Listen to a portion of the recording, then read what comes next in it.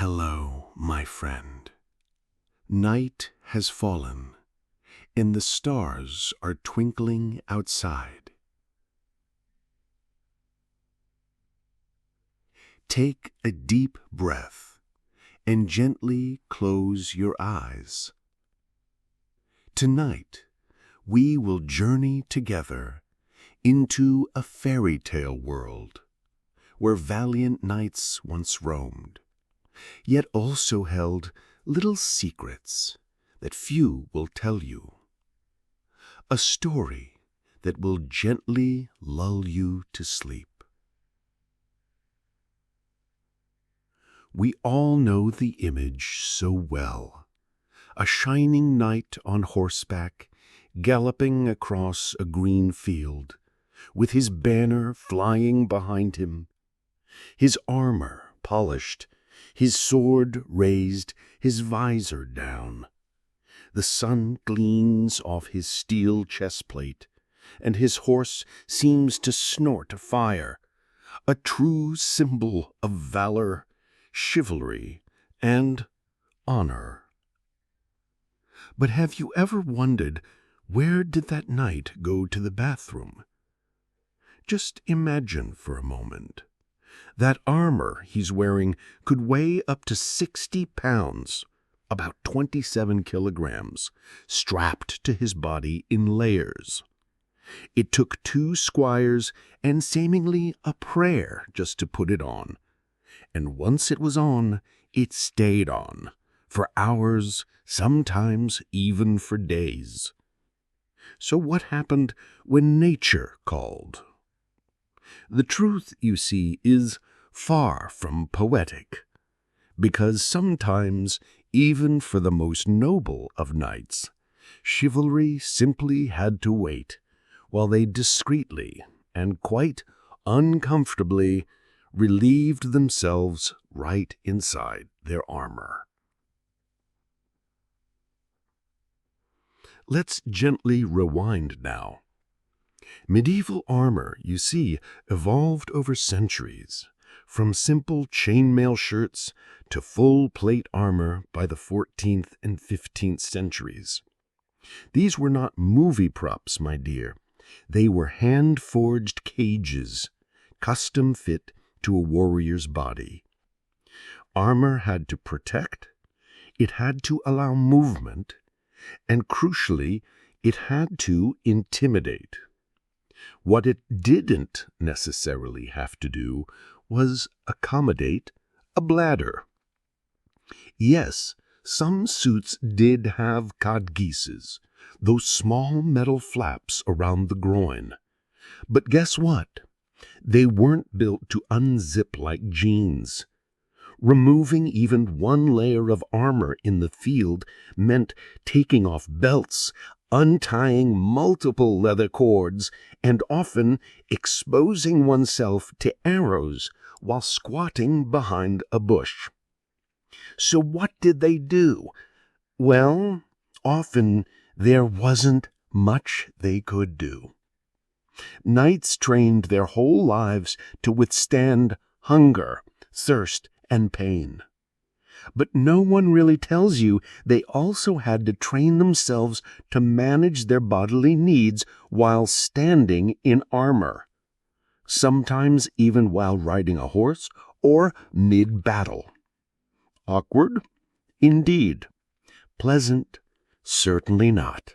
Just imagine sweat pooling inside your heavy boots, your undergarments soaked from the exertion of 2 hours of galloping, and then that warm, damp fluid trapped between layers of wool and steel. Now think about a great battle. Knights didn't have time to ask for our restroom break at Agincourt or during the siege of Jerusalem. When arrows flew, you didn't think about dignity. You thought about survival. So if a knight found themselves needing to attend to nature's call in the middle of a charge, that was simply normal. Now, let's spare a thought for the real hero in all this, the squire. Because when the battle was over, guess who had to remove the armor? And guess what came out with it? Not just the man, but the man's waist. Squires often stripped knights layer by layer, wrinkling their noses as they peeled back sweat-soaked linen and certain woolen breeches. Some chroniclers noted that squires would wear gloves or even cloths over their faces to mitigate the odors. Others, they simply joked about it, saying the knight earned his glory, while the squire, well, he often earned a certain smell. Here's another interesting twist. Not all medieval warriors were men. While rare, there are records of women donning armor, particularly in defense of castles or in rare military campaigns like the valiant Joan of Arc. So the same question arises. How did they manage their bodily needs? The truth is, we don't fully know. There are no specific engineering solutions recorded for female urination in armor, which likely means they faced the same problems, or had to remove layers in greater secrecy, possibly with even greater difficulty. Again, history only paints them holding swords, not squatting behind siege walls. You might wonder, if knights couldn't easily relieve themselves in armor, didn't castles have bathrooms? Yes and no. Most medieval castles had latrines known as garderobes. These were stone or wooden chutes that dropped waste directly into a moat, a pit, or sometimes just outside the wall. A typical garderobe looked like a narrow closet with a hole in a stone slab, and a draft that could freeze your soul in winter. Now, picture this. A knight in full plate armor climbing a spiral stone staircase to use one. It's almost comical to imagine, and in reality, it was nearly impossible. The stairwells were narrow. The space inside garderobes was tighter than a coffin.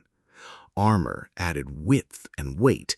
A fully suited knight simply couldn't fit. So again, what did they do?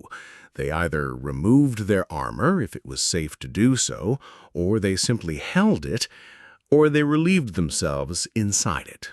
Once again. This wasn't just for battles, you see.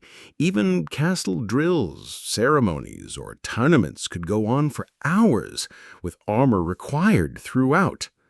One chronicler even wrote, "By the time a knight leaves his post, he carries more than just his sword." You might assume that as armor became more advanced, anyone, might have thought, maybe we should make it easier to pee. And to some extent they did. By the 15th century, some armorers began designing hinged codpieces, plates that could flip up or open like a trapdoor. These were mainly designed for show, especially in parades or jousts, but some did function practically. Yet even with these upgrades, the process was slow and awkward. Remove the outer skirt or tabard, lift the hinged plate, fumble with layers underneath, and then hope nobody was watching. And guess what? In the chaos of battle, no knight had the time or privacy to do any of this. So even the most advanced toilet tech was mostly for peacetime, or at best for tournaments. Out on the field, still attending to nature's call right inside their armor. Let's zoom out for a moment. Imagine you're at the Battle of Poitiers in 1356. Tens of thousands of soldiers stand in the heat for hours. The sun beats down, the wind dies. The fields are filled with sweat, rotting animal corpses, human excrement, spilled blood, and chainmail cooking in the sun. Now imagine hundreds of knights, all in full armor, urinating where they stand. Some are sick, some have dysentery, and few can clean themselves properly. The smell alone could turn the stomach of a god. But here's the interesting twist. They expected it. It wasn't shameful. It wasn't mocked. It was just part of war, like broken arrows and missing teeth. Honor was earned through suffering, and if that meant smelling of certain things, then so be it. History often paints knights as noble figures, honorable, clean, almost divine. But truth cracks that myth wide open. They stank, they bled, they screamed, they relieved themselves in their armor, they slept in mud, and they died with food still in their teeth and certain waste still in their boots. So why do we still idolize them? Perhaps it's because they carried all that and still charged forward, because the weight of their armor was nothing compared to the weight of fear, and they moved forward anyway, even if their feet were soaked in things they'd rather not name. Did medieval knights ever talk about this pee problem? Well, not in their own chronicles, not directly. Their letters, poems, and tales rarely mention bodily functions, not because it didn't happen, but because they had a reputation to protect. Knighthood was built on honor, modesty, and control. Admitting that you had soiled yourself mid-charge didn't quite fit the chivalry code, but evidence still trickles through. Some battlefield reports noted foulness of the air. Others referenced knights who were foul in garment but fierce in soul. Certain military training guides even recommended linen underlayers, perhaps as much for hygiene as for comfort. And let's not forget this, silence doesn't mean shame.